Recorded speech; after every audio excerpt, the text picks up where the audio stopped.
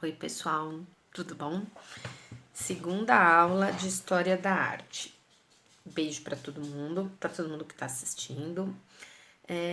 Hoje nós vamos falar sobre Jean-Georges Noverre, que eu falei para vocês na última aula de História da Dança e História do Ballet, por consequência, que nosso próximo capítulo seria começando em 1760, falando do Jean-Georges Noverre, e aí a gente vai parar ali para depois a gente entrar o quê? Na dança no ballet no século XIX, que foi quando foi o grande florescimento do ballet, né? Século XIX, surgiu o Lago, Bela Adormecida, Gisele, La Sylphide, enfim.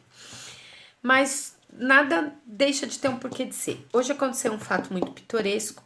Eu estava acompanhando as nossas redes sociais e no Instagram eu vi uma pessoa fazer um post. Ontem eu tinha visto de uma pessoa também com uma certa influência numa determinada ramificação da dança. E hoje eu vi uma outra pessoa que é professora de uma escola tradicional, enfim, uma senhora, a maturidade lhe assiste já, né? E ela fez um post bastante deselegante, falando das aulas que estão acontecendo, sendo sarcástica. De fato, nós, do Espaço Clássico, isso é a instituição a qual eu pertenço, nós tomamos o posicionamento que não daríamos aulas de balé online para os nossos alunos, porque nós temos as nossas opiniões particulares, principalmente a questão de que o aluno, se ele se movimentar de forma mais rigorosa, sem a devida correção ou devido auxílio de um professor, eu posso causar alguma lesão. Ponto. Mas essa é a minha opinião, minha e da minha equipe, de quem trabalhou comigo. E aí eu entendo essa postura, eu entendo essa posição. E eu acho que é o momento das pessoas não se agredirem ou se usar sarcasmo uns com os outros. Se você vê o pessoal dos teatros, os atores, eles estão se unindo, fazendo vídeos juntos, os cantores e os músicos estão fazendo música juntos, então as pessoas da dança têm que se unir. Se você está vendo um colega que está apresentando um trabalho online desleal, desonesto, perigoso, eu não sei, cada um tem uma opinião. Não vamos usar sarcasmo. Já que a gente, quem sabe mais, igual eu não sei nada, tô aprendendo agora. Porque quando a gente ensina, a gente não ensina, a gente aprende muito mais. Você tem um dito em latim que fala quis scribit bis legit, quem escreve lê duas vezes. E se você lê duas vezes, você aprende mais. Então, eu tô aprendendo. Agora, quem tem esse conhecimento, detém, ao invés de usar sarcasmo, posta coisas importantes, ensinamento, críticas construtivas. Eu acho que agora, mais do que nunca, o pessoal da dança tem que se unir.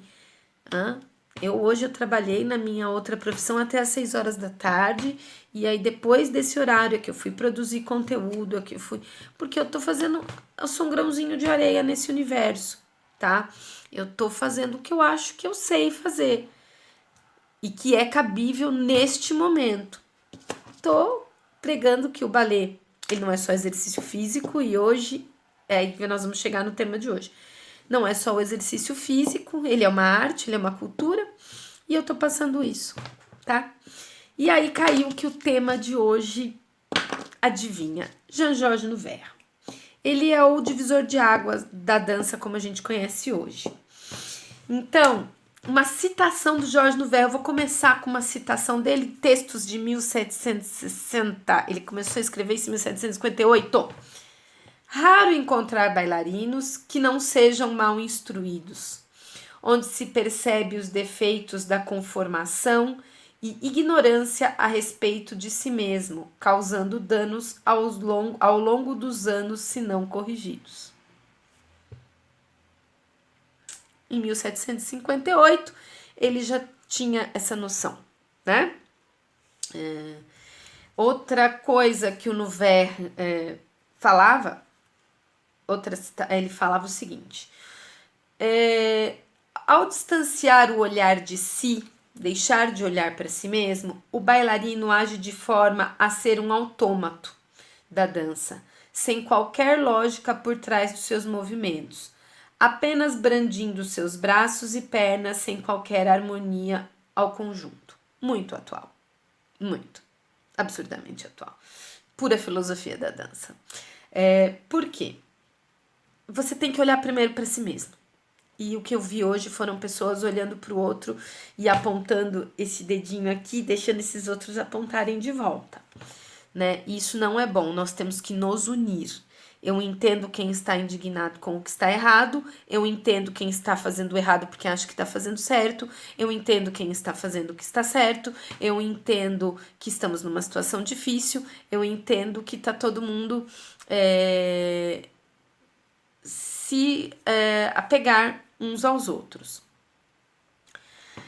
E, além de tudo, a dança clássica está num momento bastante delicado. Quando você acompanha os grandes festivais internacionais, você vê que hoje em dia tem muita perna, muita quantidade de giro, muito balance, muito físico e pouca Margot Fonteyn, pouca Hannah Pavlova, pouca Gelsey Kirkland, pouca Ana Botafogo, pouca Marcia Aidê, né? Pouca Alice Alonso, tem pouco.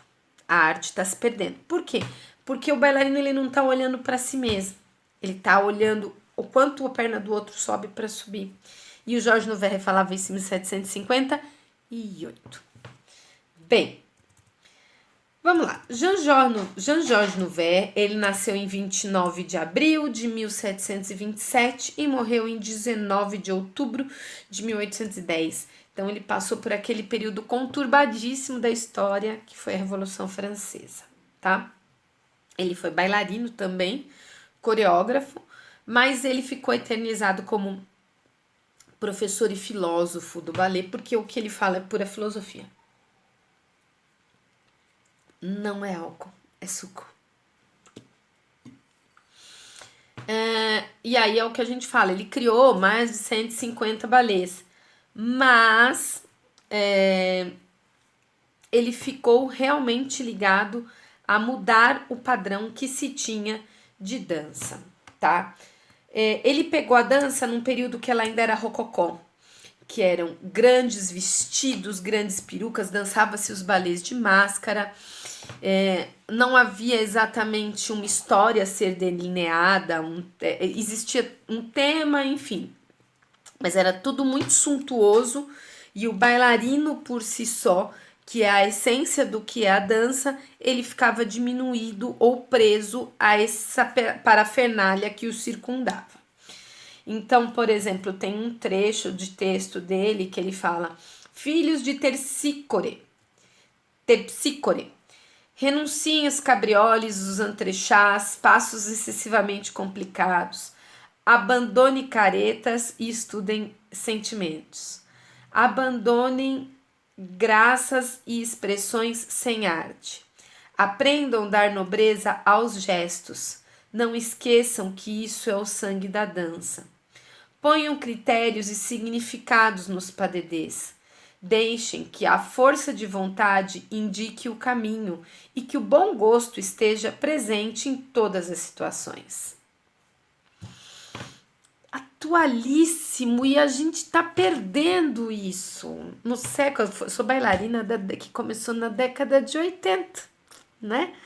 Sou do século 20 e agora, com 45 anos, eu estou aqui no século 21, percebendo que o que a pessoa já ensinava lá atrás está muito atual e que tá perdendo, e porque tá perdendo, eu também faço parte desse movimento que tá deixando a coisa se perder. Então, vamos lá, a historinha dele. A gente não tem muito da biografia, da vida pessoal dele, a gente tem muito sobre a obra dele, que nossa, pra mim foi... Eu consegui um PDF, depois eu até mostro, da obra dele em francês. São 268 páginas.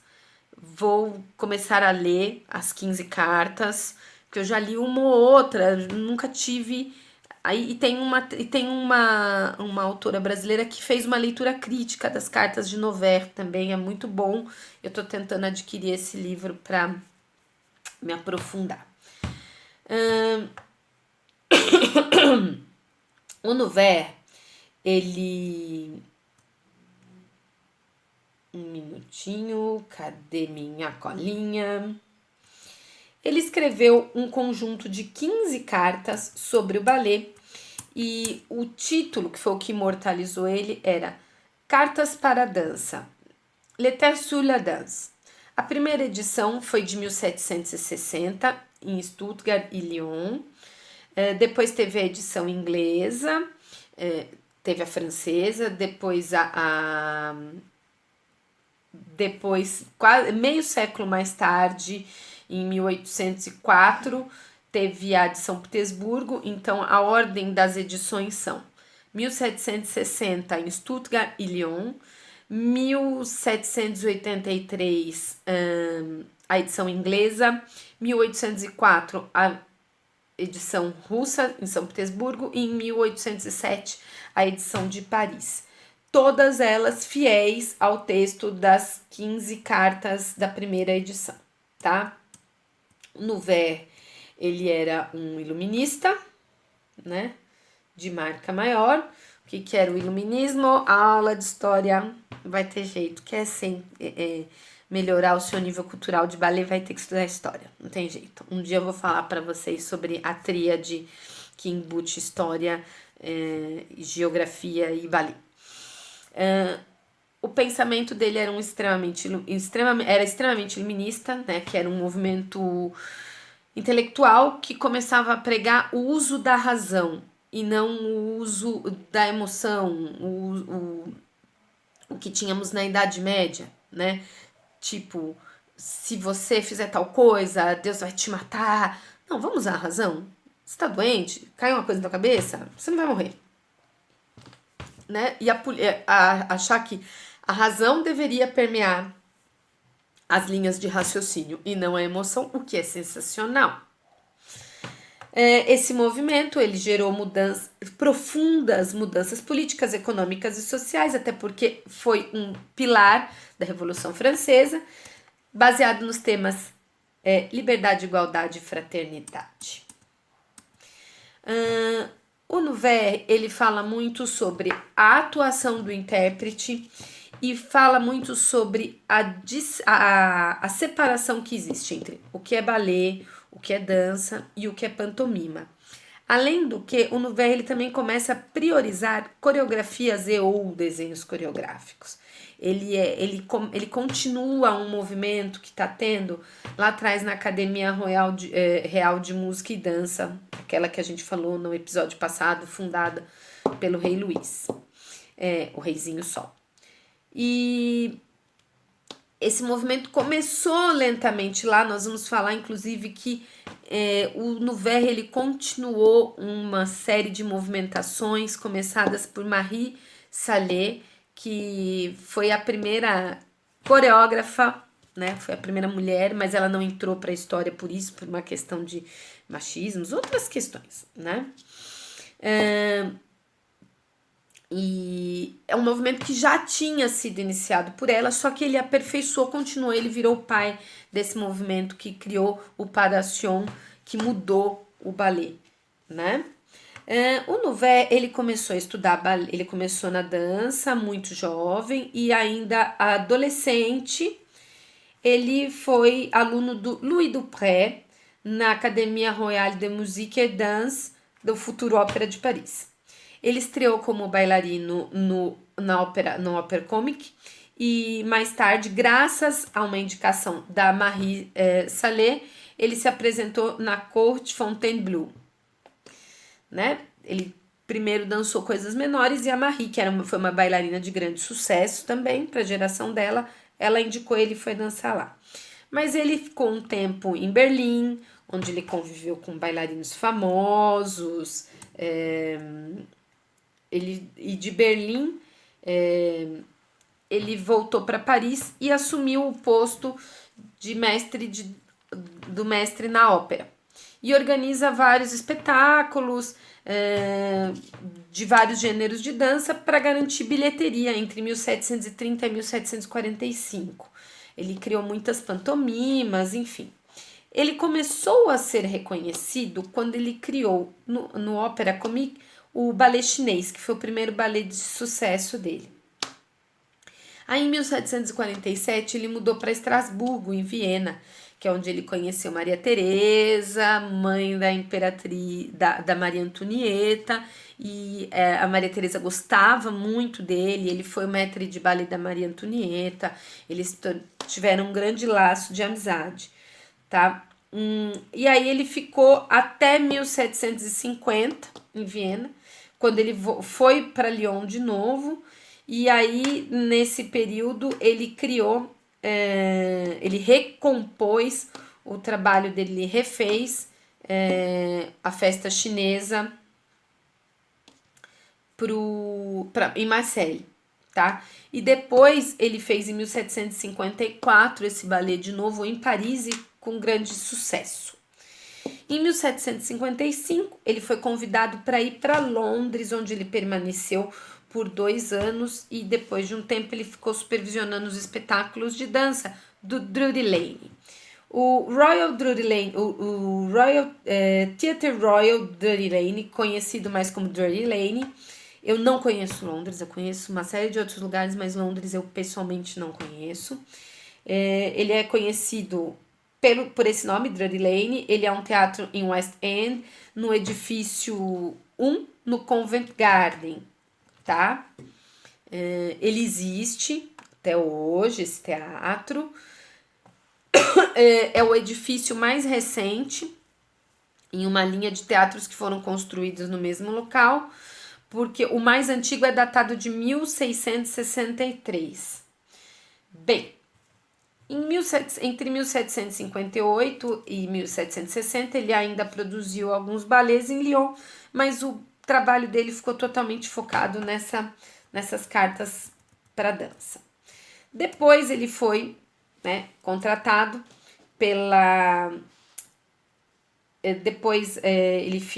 foi contratado pelo duque Karl Eugen e depois pela imperatriz austríaca Maria Teresa até 1774. Em 1776 ele voltou a ser maître do Ópera de Paris, a pedido da rainha Maria Antonieta, que gostava muito dele, que estava lá na França como imperatriz. Aí ele voltou na primavera de 1776, começou a encenar balés lá, ficou lá. Aí o rei Luís XV morreu e a Maria Antonieta tornou-se a rainha da França. Ela não esqueceu, ela tinha grande apreço por ele, ela deu grande apoio para ele no Ópera de Paris, ele ficou num momento brilhante, mas ocorre que a lealdade a Maria Antonieta trouxe-lhe, ou poderia lhe trazer, mas trouxe-lhe grandes prejuízos, tá? Revolução Francesa, eu não vou conversar sobre Revolução Francesa, embora eu adore, eu não vou conversar, tá bom? Porque todo mundo sabe, Maria Antonieta, Revolução Francesa, se não tem pão, comam brioches. Mas o que aconteceu? Não ficou. Quando o bicho começou a pegar lá, ele acabou sendo destituído do cargo, né? Por uma série de fofocas, enfim. E politicagens, porque estava num lugar em plena revolução. E ele se manteve ali no cargo, mas já sem tanto poder, até a Revolução Francesa, que foi em 1789. E depois disso, a Revolução mudou tudo. Ele perdeu o cargo dele, porque caiu a Revolução, Maria Antonieta, a guilhotina. Ele era amigo da Maria Antonieta, é óbvio que ele não ia ficar ali. E ele morreu na mais total e absoluta pobreza em 1810. Por isso que a gente só vai falar do Noverre. Porque aí, em 1810, a gente já vai entrar lá no século XIX e é o próximo episódio nós vamos falar disso. Aí, antes de Nouvert, então, os espetáculos, eles eram muito grandes, eles tinham, era uma parafernália, era uma Priscila Rainha do Deserto, só que sem ser legal, né? Cenários, perucas, roupas, makes, máscaras, mas a Priscila Rainha do Deserto é legal e o balé não estava tão legal, ele estava, palavra velha, enfadonho. O Nouvert, ele foi grande amigo do Voltaire, que foi o idealizador da Revolução Francesa. Ele foi amigo do Mozart, ele teve muitos amigos influentes, ele realmente foi um grande pensador da época dele, e eu acho que o que a gente conhece hoje como ballet, a gente deve absurdamente ao Nouvert. Aí nós vamos falar aqui sobre o legado dele. O legado dele foi baseado num movimento que começou com a Marie de Sallé. A Marie de Sallé, ela foi uma grande bailarina que ela estreou no ópera em 1727 e ela tinha uma grande reputação de ter uma graciosidade, de ter uma mímica expressiva. Mas todo o trabalho dela como teórica e ou produtora de conteúdo no mundo da dança foi minimizado. O grande reconhecimento dela nos livros, nos anais das histórias, é dado a ela como uma grande artista. Por quê? Porque esse papel de maître, de pensador, não era para uma mulher. Então, muita coisa não foi creditada a ela. Ela foi uma coreógrafa muito criativa, inovadora, ativa, mas tudo isso é ignorado durante a vida dela e também não é reconhecido, grandemente reconhecido pelos historiadores da dança.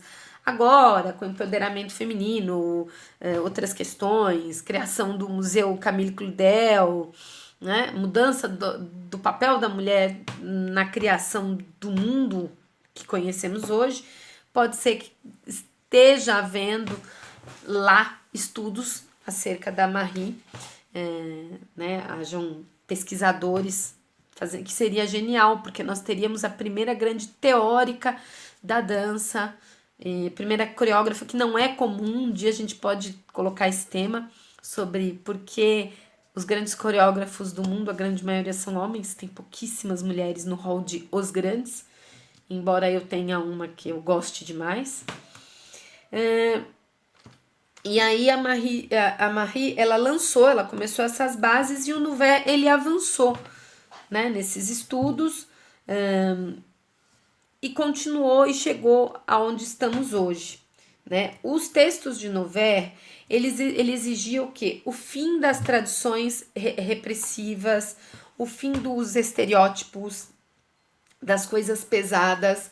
Ele queria incentivar o aluno a não ser uma cópia de nada, a criar o que o próprio talento dele permitia. Ele foi o primeiro que começou a focar no o bailarino, um ser dotado de individualidade, que deve ser respeitada. Então, assim, o livro do Nouvert, ele tem muitas críticas ao mundo da dança, a como ele estava sem representatividade, o quanto ele era isolado dentro de uma criação operística, o quanto faltava de laço entre uma coreografia que se montou e todo o resto que estava se mostrando, né? Então tá, é um espetáculo que tem música, canto e dança. Por que o papel da dança é diminuído, não está interligado, não há uma coerência? Por que usar essas máscaras, eu não vou ver a expressão facial, a arte daquele cara, que hoje em dia também tem lugar que você vai ver, cadê a arte, né? Não vou nem, eu sou aquela velha chata, a tia velha, que você encontrar na festa de final de ano, ela pergunta, e as namoradinhas, como é que é? Ou eu, que sou casada com um japonês é um povo muito sincero, aí você chega lá, na festinha de final de ano, toda vez, ele tem uma tia que fala, nossa, você engordou, né, Ellen? Você tá gorda, né? Aí, ok. Então, ele achava que tava feio isso, tava faltando a parte artística da coisa. Então, ele colocou os 7 principais pontos, né? Dentre essas cartas, ele mais ou menos, ele desenhou 7 pontos. Primeiro ponto, em relação ao treinamento dos bailarinos. Ele enfatizou que tem que haver correção da técnica da dança, aquela que começou a ser estabelecida pelo Pierre Bouchon lá, né?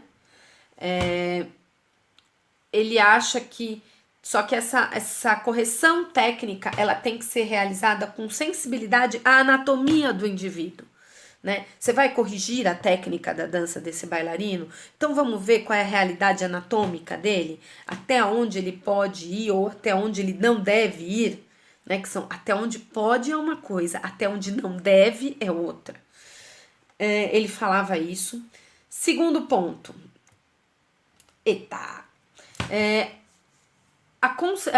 a grande preocupação pedagógica, né?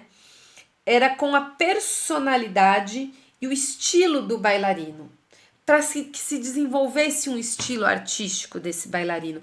Então, um exemplo, temos Tombé Pas de Bourrée, ok, temos Tombé Pas de Bourrée, mas será que nós vamos conseguir produzir esse Tombé Pas de Bourrée em série, idêntico, como se eu tivesse uma fila de Playmobil, né, aquele Playmobil, todo mundo com a mesma posição assim?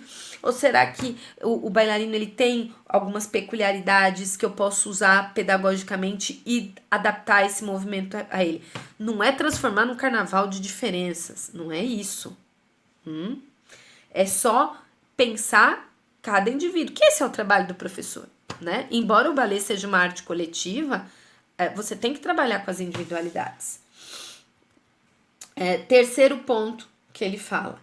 Noverre enfatizou que dentro do contexto dramático, a validade e a sinceridade da expressão gestual são da maior importância na criação de um ballet.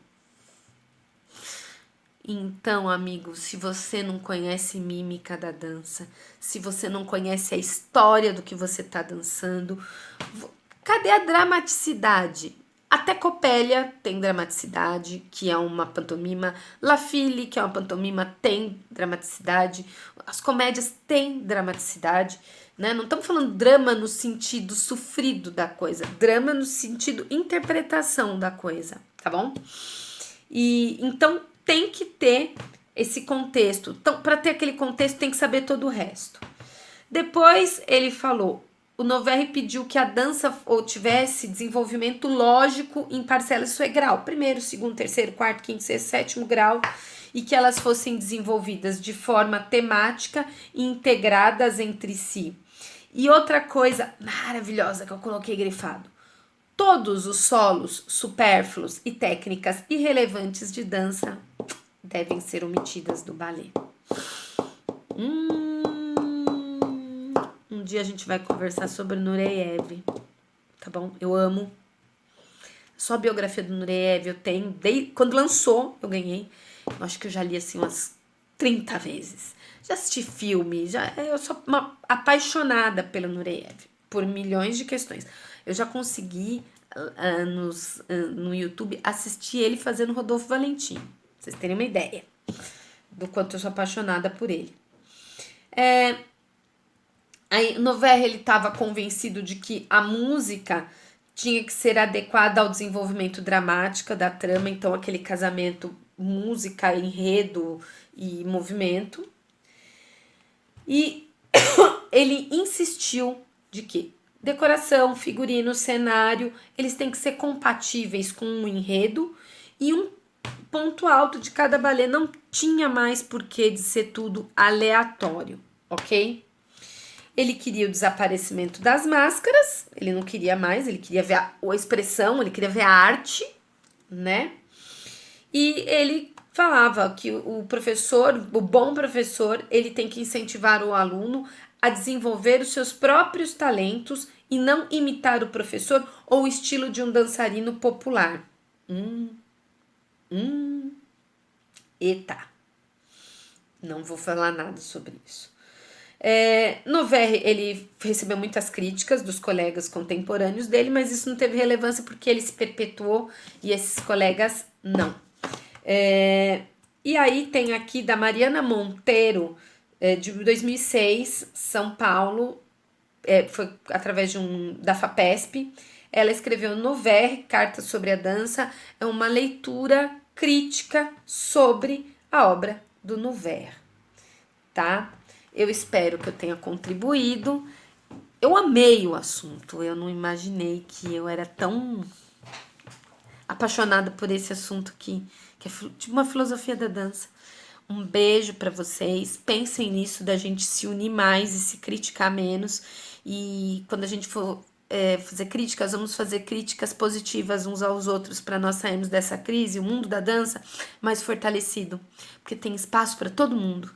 E quem sabe mais tem que ensinar para quem sabe menos, porque quem ensina tá sempre aprendendo, tá? Um beijo.